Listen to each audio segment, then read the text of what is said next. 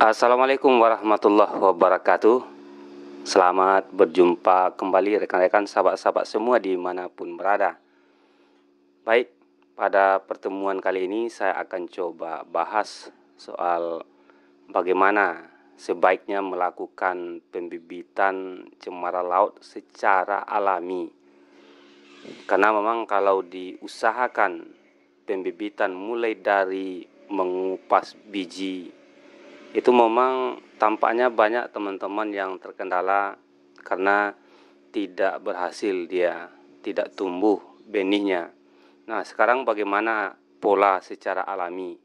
Nah, saya punya pengalaman nih teman-teman semua untuk melakukan pembibitan cemara laut secara alami, tapi dengan memanfaatkan tumbuhan lain, yakni tanaman pinggir pantai yang tumbuh merambat. Kalau di banyak tempat tanaman ini disebut dengan katang.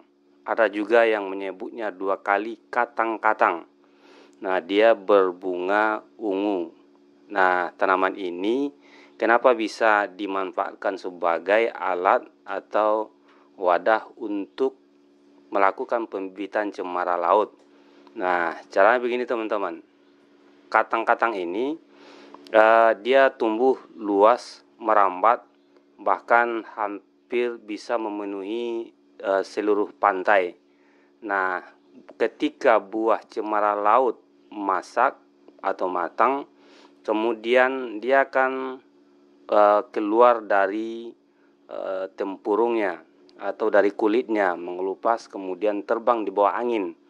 Nah, ketika benih itu jatuh di sekitar tanaman merambat ini, maka dia akan tertahan di mana dia jatuh atau biji atau benih itu jatuh.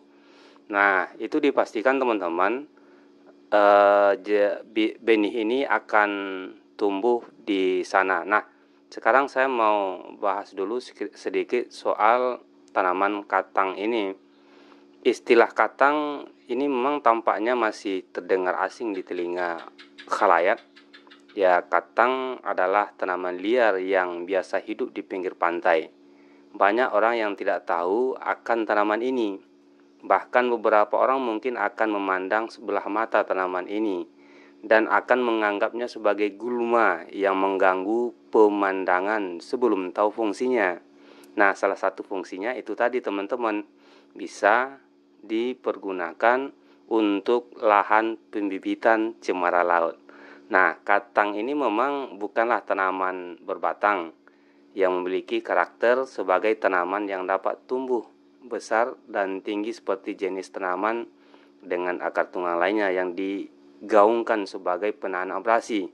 Tapi katang ini justru dia tidak berbatang, dia tumbuh merambat, dan katang sekarang sudah dimanfaatkan orang sebagai tanaman untuk penghambat abrasi malah di beberapa tempat. Jadi teman-teman bisa manfaatkan ini, tentu dirawat dulu tanaman katangnya. Nah, katang dinilai efektif sebagai tempat untuk pembibitan cemara udang atau tanaman cemara udang ini banyak jenisnya juga. Nah, jadi cemara udang mudah tumbuh di lokasi seperti ini.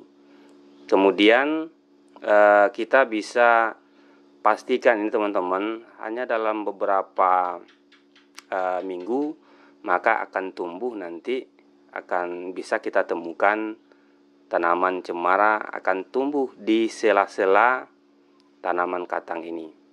Barangkali itu teman-teman semua informasi singkat dari saya yang sudah mengupayakan kegiatan pembibitan cemara laut, baik yang langsung disemai bijinya, kemudian yang menggunakan wadah tanaman katang tersebut. Dan ternyata memang ketika kita melakukan pembibitan cemara laut dengan tanaman katang ini justru lebih efisien, lebih mudah. Kita hanya tinggal melakukan pencabutan ketika biji cemara laut itu sudah berkecambah, kemudian tumbuh sekitar 15 cm. Kita tinggal memindahkannya ke dalam polybag yang sudah diisi tanah.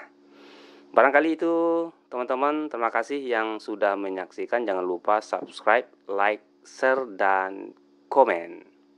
Assalamualaikum warahmatullahi wabarakatuh.